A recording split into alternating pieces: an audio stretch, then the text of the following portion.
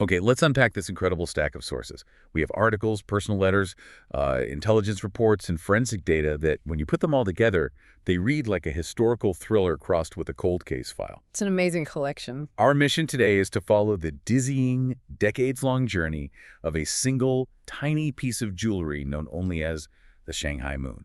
And that journey, as the sources detail, is this tapestry woven from political upheaval, personal tragedy, and ultimately a contemporary murder. This huge scope. The timeline stretches from Nazi-occupied Austria in 1938 through the chaos of wartime Shanghai, and it culminates in a brutal crime scene in modern New York City. So the entry point for this whole mess is a woman named Alice Fairchild. She's a Swiss attorney, and her specialty is Holocaust asset recovery. Right. She hired the detectives Lydia and Joel Pilarsky with what looked like a pretty straightforward objective: reclaim European jewelry that was recently excavated in Shanghai, jewelry that belonged to a family who fled Salzburg in 1938. It sounds almost routine, if you can call that kind of work routine. Extremely difficult, but, the goal is clear. Exact. It was positioned as routine.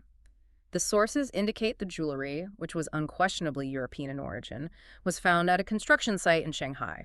I mean, this was a massive archaeological and historical find. A huge deal. But before it could be officially cataloged and, returned, it was allegedly snatched by a mid-level Chinese official named Wang Pan. Okay. So Alice Fairchild was acting on behalf of the supposed heirs, trying to track down these stolen assets in the U.S., because that's where Wang Pan was believed to have fled. But the moment the investigation begins, the stakes instantly shift. It flips from a civil matter of asset recovery into a homicide investigation. A huge, huge shift. Joel Pilarsky, Lydia Chin's associate, is murdered in his office shortly after his very first meeting with Alice Fairchild. And that pivot from tracking down missing heirlooms to hunting a killer, it just immediately screams that this small piece of jewelry is worth far, far more than its material components. It's lethal. It's a terrifying initiation for the detectives, and it immediately sets the tone for you, the listener.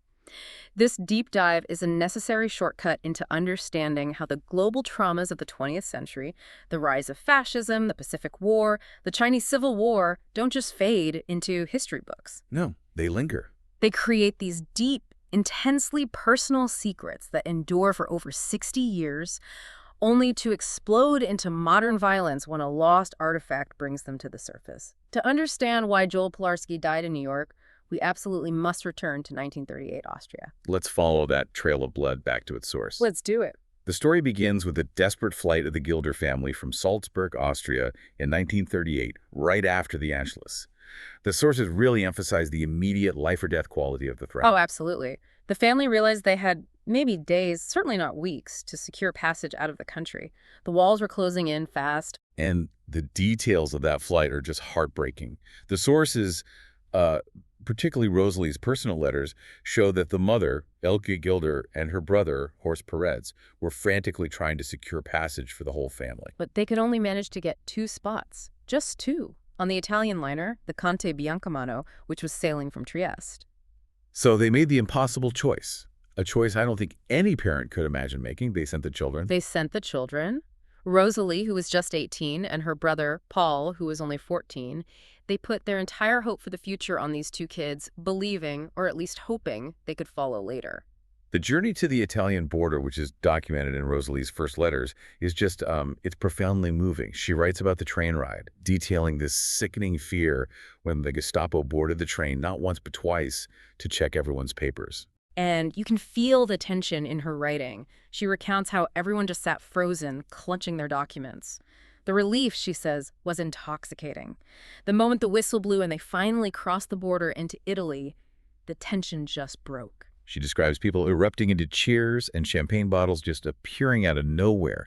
It was this almost manic celebration of temporary safety. Temporary is the key word, though, because that safety was so short-lived and deeply conditional, and the tragedy, as we know now from the records, was already sealed. Elke Gilder and Horst Peretz never made it out. They never did. Horst died in Salzburg, likely during the Nazi consolidation of power, and Elke perished later in the horrors of the Stutthof concentration camp. So Rosalie leaves Austria, carrying this immense weight. The unfulfilled promise to her mother, the fierce responsibility for her little brother, and this burning desire to make her mother proud. She's only 18. She's forced to transition instantly from a sheltered life in Salzburg to a guardian in charge of a young man, and she's filled with both fear and this immense driving fury. This determination, captured perfectly in her prose, is what defines her survival in Shanghai. So they board the Conte Biancomano in Trieste, and they're bound for what was then often called the Paris of the East. And it's on this voyage that Rosalie meets the person who will anchor her life in Shanghai, Chen Kairong. He was a Chinese law student returning home, and it's a fantastic scene that the sources detail. Rosalie, determined to improve her English for this unknown world ahead, starts a conversation with him. And he offers her Chinese tea, something she'd never even seen before. And this simple act of cultural exchange becomes this powerful symbol of their friendship and eventually their union. But their conversation immediately cuts to the core of global oppression. It's not just small talk. What's fascinating here is that they immediately find this common ground in injustice.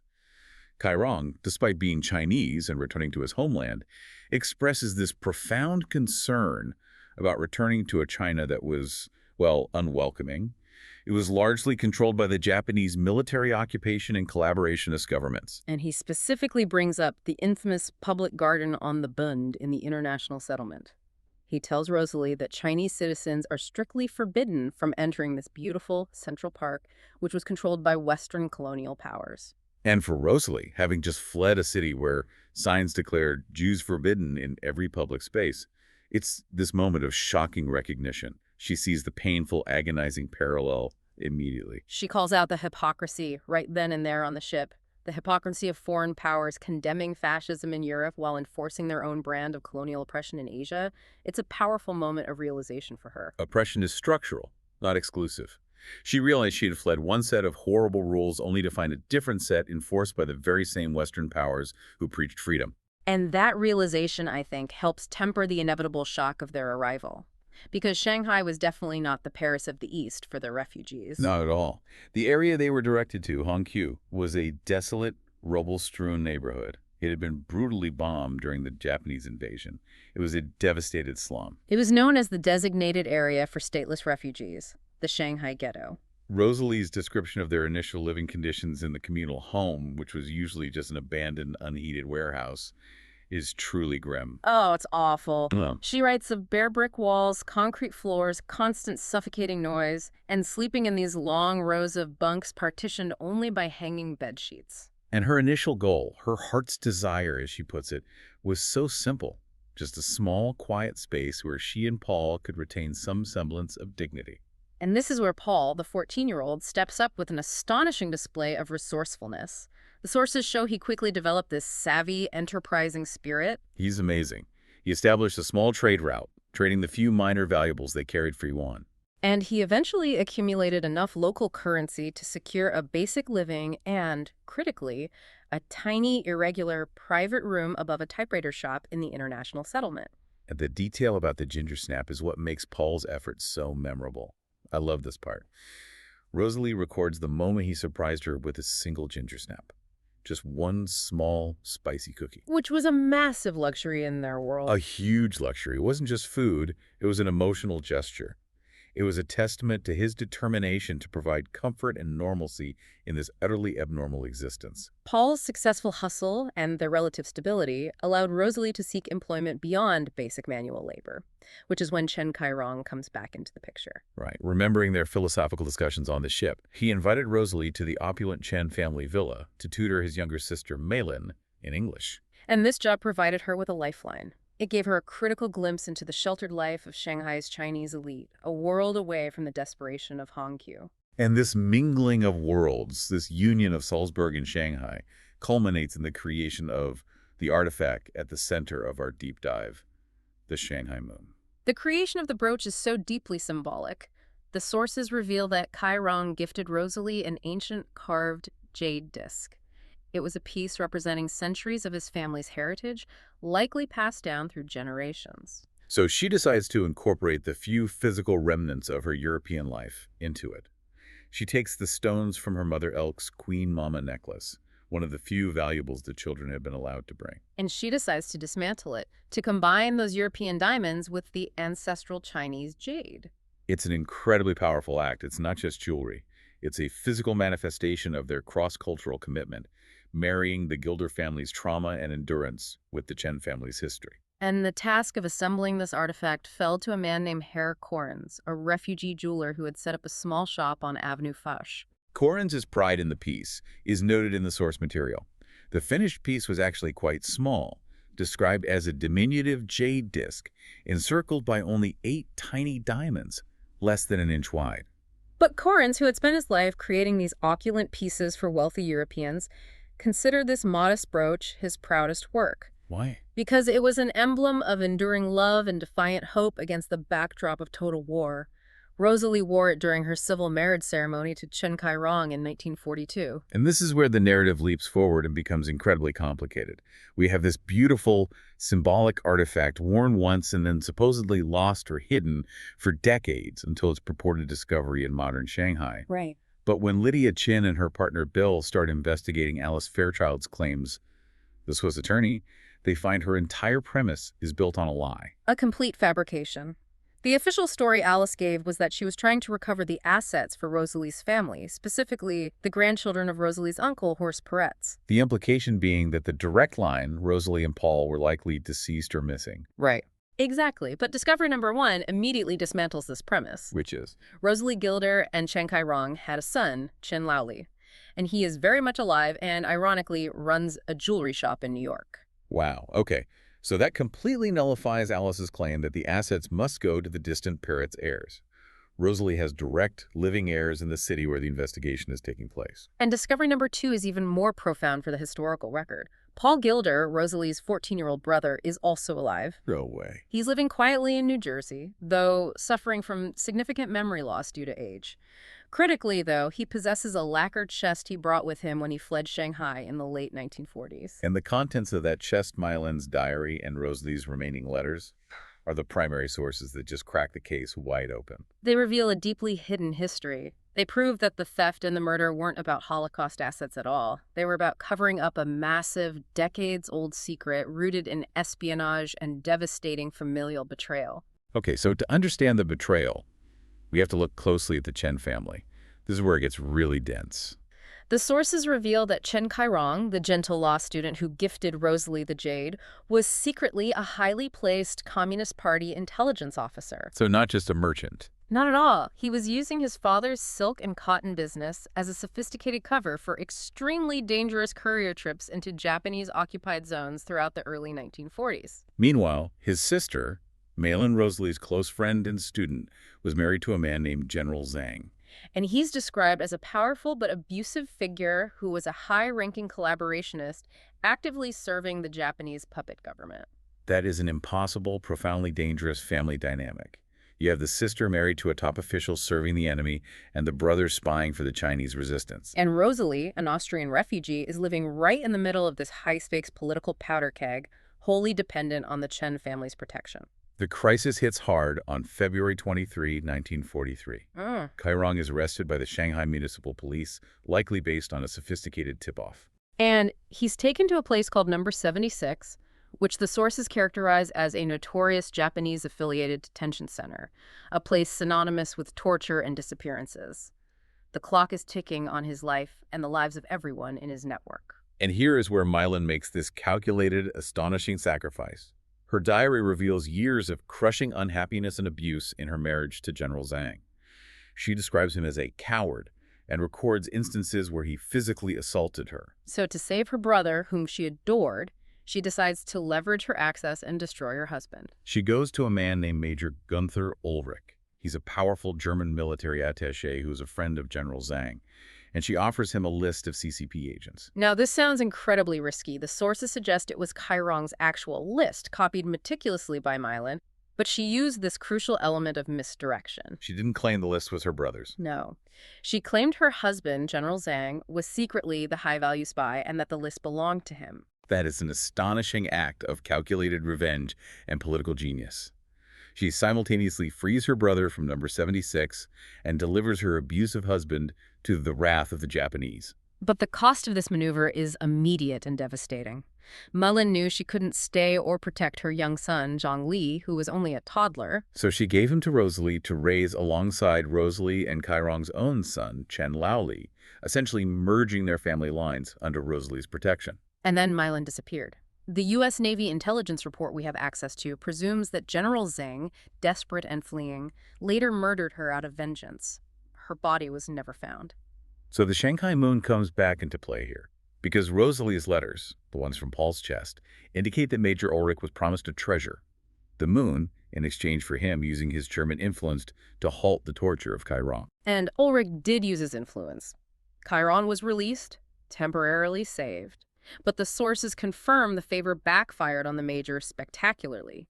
The Japanese military, embarrassed that a German officer had interfered in an intelligence operation, hauled Ulrich off to Bridge House, another detention center, far more brutal than number 76, and subjected him to interrogation. Which led to this almost unheard-of consequence for a German national. Yeah. The Japanese interned Ulrich's wife, Frau Ulrich, and his daughter, Helga, in the Chappé internment camp. A camp reserved mostly for Allied civilians. The sources describe the conditions as extremely harsh, with rampant disease and starvation. And Major Ulrich died during interrogation. And tragically, Frau Ulrich and young Helga also perished in the Chappé camp. It's a horrific irony. The artifact meant to symbolize hope and save a refugee ended up directly causing the deaths of the officer's family, killed by the very forces their government was allied with. And this historical trauma, 60 years later, is what fuels the murder investigation in New York. This brings us back to the mysterious client, Alice Fairchild.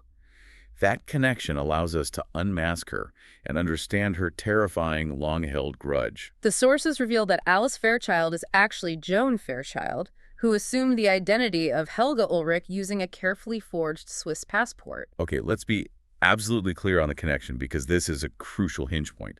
The real Helga Ulrich, the daughter of the German major, died in Chappé camp. Correct. Alice Fairchild, whose real name is Joan, was Helga's younger sister. Joan Fairchild's family were missionaries or deeply connected to the community in Shanghai, and she grew up in the shadow of the internment camp, witnessing the suffering and death, including that of her own sister. For her assumption of Helga's identity was not accidental. Not at all. The sources reveal that Alice, or Joan, blamed the Germans, who were nominally allied with the Japanese, for the suffering of her family. She saw Holocaust asset recovery, ironically, as a form of decades-long revenge against German complicity, even though the Japanese were the ones physically running the camp where her family died. So she wasn't actually working for the Pirates' heirs at all. She was trying to secure the Shanghai Moon herself, believing it was rightfully hers as compensation for the trauma inflicted on her family. Exactly. This entire mission, initiated by an attempt to right a historical wrong, was fundamentally driven by a deeply personal and misdirected grudge. So we arrive in the present day with the Shanghai Moon at the center of this chaotic convergence. Joel Pilarsky was murdered by Wang Pan, the Chinese official who stole the excavated box. Right. Wang Pan, realizing he was exposed, must have called his co-conspirator Alice Fairchild at the office, and Joel unfortunately picked up the phone. And that's what got him killed. And the sources detail how the situation just escalated from there into this chaotic, multi-layered sting operation converging on Canal Street, all revolving around a planned $1 million exchange for the Shanghai Moon. It's a nesting doll of treachery. 3 separate agendas all playing out at the same time. It really is. Okay, let's break down the layers of betrayal to keep the players clear. Layer 1. Wang Pan, the killer and thief, contacts Chen Laoli, Rosalie's son, and Zhang Li, Mei Lin's son, and plans to sell the Shanghai Moon back to the family for $1 million cash. Layer 2. Wang Ken doesn't intend to deliver the jewel or keep the cash. He hires a notorious local Chinatown gang, the White Eagles, led by a figure named Fishface Deng. And their job is to rob the family. Their job is to rob the Chen family of the $1 million during the exchange, allowing Wang Pan to escape with both the cash and the moon. He even supplied the White Eagles with forged documents to confuse the police, which is what led to the break-in at Lydia's office. And here is the truly staggering layer of deceit, Layer 3. C.D. Zhang, the antique dealer who had supposedly been helping Chen Laoli and Zhang Li look for the artifact, is revealed to be a co-conspirator with Wang Pan. And C.D. Zhang is the half-brother of Zhang Li, a fact that complicates the dynamic immediately as they were raised separately. His plan was even more insidious, though. He intended to use the confusion caused by the White Eagles' robbery to steal the money himself. the $1 million from his own family members, and then blamed the entire heist on the gang. It's a calculated internal betrayal aimed at his own kin, just a whole other level of deceit. So the exchange descends into total chaos. Lydia Chen and Bill Smith, alerted to these multiple converging threats, called in the NYPD. The resulting gun battle in the sources is dramatic. C.D. Zhang is shot, and the White Eagles are arrested. Wang, however, manages to evade the police in the confusion. And now we get to the core of the 60-year-old secret. C.D. Zhang, lying wounded in the hospital, is confronted.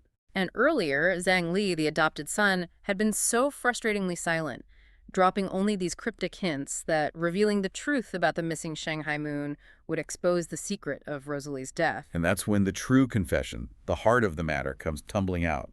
C.D. Zhang admits it all. Rosalie Gilder was not killed by Wang, nor did she perish mysteriously during the war. Rosalie Gilder was killed by C.D. Zhang himself. By C.D. Zhang. The sources detailed the terrible context. It was 1949.